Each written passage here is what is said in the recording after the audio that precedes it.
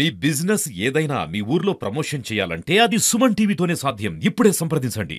నమస్తే, welcome to Suman TV. ప్రభుత్వాలు ఎన్ని మారినా, పాలకులు ఎందరు వచ్చినా ఇక్కడ కొన్ని సమస్యల వలయంలో చిక్కుకున్న కొన్ని అంగన్వాడీ కేంద్రాలు ఉన్నాయి. ఇక్కడ అదే విషయానికి వస్తే ప్రస్తుతం మనం సిద్దిపేట జిల్లా ఎల్లమ్మగుడి పరిసర ప్రాంతంలో ఉన్నాము. 16వ వార్డు అంగన్వాడీ కేంద్రం దగ్గర ఉన్నాము. అనేక సమస్యలు అయితే ఇక్కడ కొట్టుమిట్టాడుతున్నాయి. సమస్యలతో ఇక్కడ సీసీ రోడ్లే కానీ, తాగునీరు కానీ, అసలు బాత్రూమ్స్ కానీ ఏం లేవు. దానికి సంబంధించి పూర్తి వివరాలు మనం సుమన్ టీవీ ప్రత్యేక కథనంలో చూద్దాం.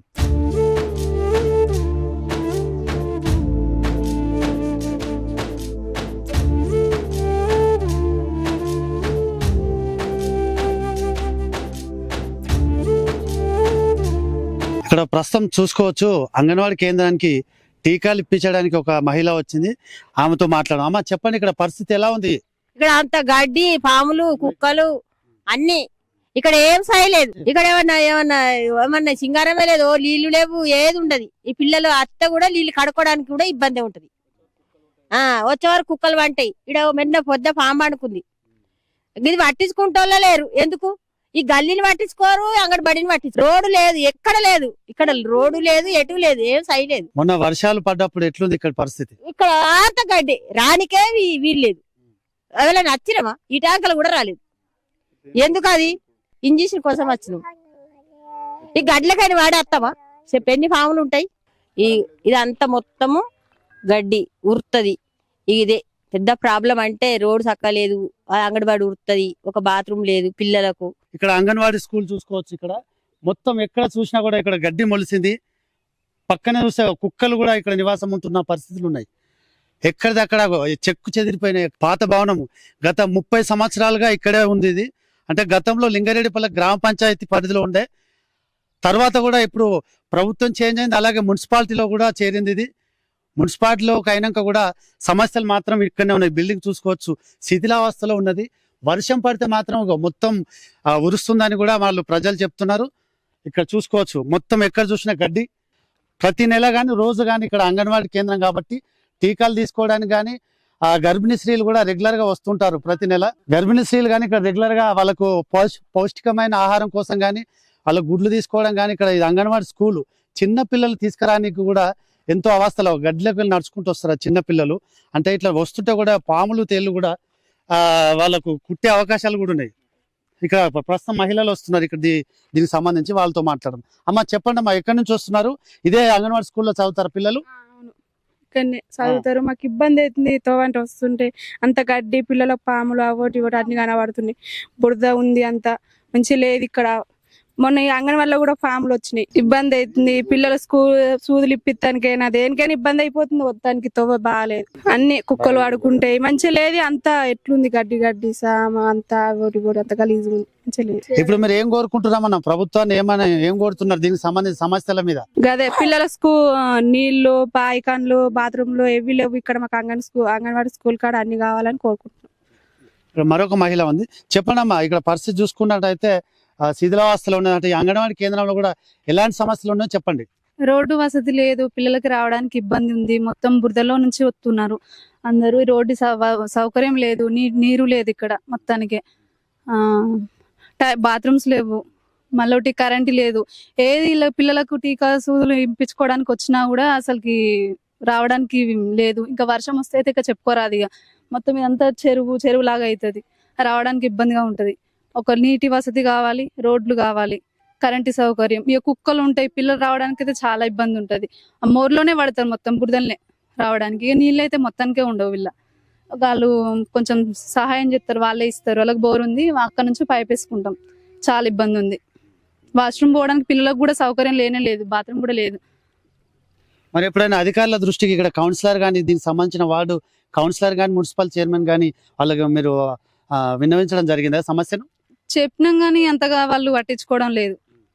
చెప్పినాం అమ్మ, ఎప్పుడైనా చెప్తాం, మేము చెప్తాం, మేడం వాళ్ళు కూడా చెప్తూనే ఉంటారు.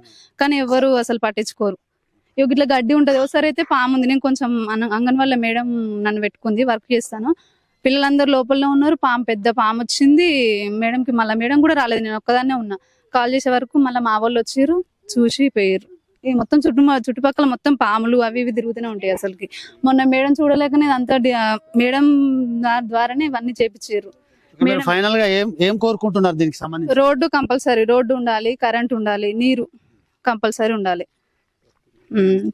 ఆ ఇంజక్షన్ కి రావడానికి అయితే మస్తు ఇబ్బంది పడుతున్నారు అందరూ, చాలా మంది. ఏంది ఇట్లుంటది అంగన్వాడి, ఇదేనా ఇట్లుంటది, అసలు తొవ్వ ఏ రకంగా ఉంది, ఎట్లా రావాలి అది అని అంటారు ఎప్పుడైనా.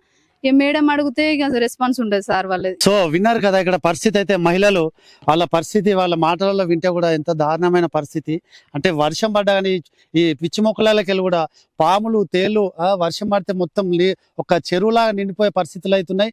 ఇక్కడ యువకులు కొందరు సహాయంతో కూడా అంటే రెగ్యులర్ గా వాళ్ళకు అంటే పేదరికంలో ఉన్నారు కాబట్టి అంగన్వాడీ స్కూల్లో పేదరికానికి సంబంధించిన పిల్లలు ఎక్కువ చదువుకుంటారు కాబట్టి పోషకమైన ఆహారమే కానీ అన్ని రకాలు ఇక్కడ అంగన్వాడీ కేంద్రంలో ప్రభుత్వం ఇస్తుంది కాబట్టి వాళ్ళు రెగ్యులర్ ఇక్కడ రావాల్సిన పరిస్థితులు ఉన్నాయి. కానీ ఇట్లా సమస్యలు ఉండడం వల్ల కూడా వాళ్ళు అనేక ఇబ్బందులకు గురవుతున్నారు. మరి వెంటనే ప్రభుత్వం కానీ అధికారులు కానీ స్పందించి దీనికి తగు చర్యలు తీసుకోవాలని అంగన్వాడీ కేంద్రానికి సంబంధించిన అంగన్వాడీ టీచర్ ఉన్నారు, ఆమెతో మాట్లాడదాం. మేడం ఏంది ఇక్కడ సమస్యలు అయితే చాలా మన కంటికి కనిపిస్తున్నాయి, ఈ సమస్యలు ఏమేమి ఉన్నాయో చెప్పండి. అసలు తల్లులు పిల్లలు వచ్చడానికి ఇబ్బంది పడుతురు, అది వాటర్ లేవు, బాత్రూమ్ లేదు, అంత గడ్డి కుక్కలు, అస్సలు ఇబ్బంది అంటే మస్తు ఇబ్బంది ఉంది. ఎవరు చెప్తున్నాం కానీ చేస్తామంటారు, చేస్తలేరు, ఎవరు ఇట్లా స్పందిస్తారు. వాటర్ అయితే లేవు, బాత్రూమ్ లేవు, మస్తు ఇబ్బంది అవుతుంది తల్లులకైనా. కరెంట్ లేదు, ఏది లేదు. ఇక్కడ ఎన్ని సంవత్సరాల నుంచి అంగన్వాడీ కేంద్రం నడుస్తుంది? ఇక్కడ 10 సంవత్సరాల నుంచి నడుస్తుంది. 10 సంవత్సరాల నుంచి ఇళ్ళకి వచ్చిన మోన్ బిల్డింగ్, ఇక ఏది లేదు. అప్పటి నుంచి వాళ్ళు పట్టించుకోలే, ఎవరు పట్టించుకుంటారు. చెప్పినా గానీ చేస్తామంటారు, చేస్తలేరు. అంటే ఎప్పుడైనా అధికారుల దృష్టికి తీసుకెళ్లారా మీరు రాతపూర్వకంగానే పై అధికారులకు? ఇచ్చినాం, ఇట్లా బాత్రూమ్ లేదు అని సంవత్సరం రిపోర్ట్ అడుగుతారు, అడిగితే ఇస్తూనే ఉన్నాం. వాటర్ లేవు, బాత్రూమ్ లేదు, కరెంట్ లేదు, ఏది లేదు అని చెప్తానే ఉన్నాం, రిపోర్ట్ ఇస్తూనే ఉన్నాం. ఇచ్చినా గానీ అవుతుంది అమ్మ అవుతుంది అంటారు. అట్లే ఇప్పుడు ఏం కోరుకుంటున్నారు ఫైనల్ గా? బాత్రూమ్ వాటర్ కంపల్సరీ కావాలి, కరెంట్ కావాలి. ఈ రోడ్ మంచి లేదు. మళ్ళా మొన్న వర్షం పడితే అస్సలు రారాలి, తల్లులకు రారాలి, పిల్లలకు కాంపౌండ్ కావాలి. రోడ్ అయితే అస్సలు బాగాలేదు. ఇక పడ్డారు మొన్న వచ్చి, పిల్లలు కూడా పడ్డారు పాపం వర్షం పడితే. ఇవి అయితే కావాలి కంపల్సరీ. ఇక్కడ చూసుకోవచ్చు స్థానికంగా అంగన్వాడీ టీచర్ కూడా మౌలిక వసతులు అయితే కల్పించాలని కోరుతున్నారు. ఇక్కడ అంటే ఇక్కడ సీసీ రోడ్లే కానీ అలాగే బాత్రూమ్స్ అంటే తాగడానికి నీటి వసతి కూడా లేదు. బిల్డింగ్స్ అయితే శిథిలావస్థలో ఉంది. అలాగే చుట్టూ కాంపౌండ్ వాళ్ళు అయితే కావాలని కూడా పై అధికారుల దృష్టికి అయితే తీసుకుపోయారు. పై అధికారులు కూడా వెంటనే స్పందించి ఇక్కడ వాళ్ళకు మౌలిక వసతులు కల్పించాలని. ఇక్కడ చూసుకోవచ్చు మెడికల్ డిపార్ట్మెంట్ కి సంబంధించిన ఎంప్లాయీస్ అయితే ఉన్నారు.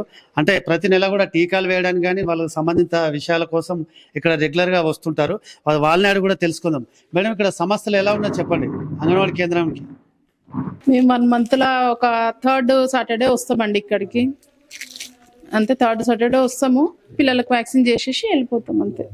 అంటే మీరు ఇప్పుడు వస్తుంటే కూడా చుట్టూ నీట్ గా లేదు, సమస్యల విషయంలో చెప్పండి. దారి అయితే నీట్ గా లేదు, వాష్రూమ్స్ లేవు. పిల్లలకు కానీ ఇప్పుడు టీకాలు వేయడానికి అంటే దోమలు కాదు, ఇప్పుడు వర్షాకాల సీజన్ కాబట్టి అనారోగ్య పరిస్థితులు తలెత్తే పరిస్థితులు, దీనికి ఏమంటారు?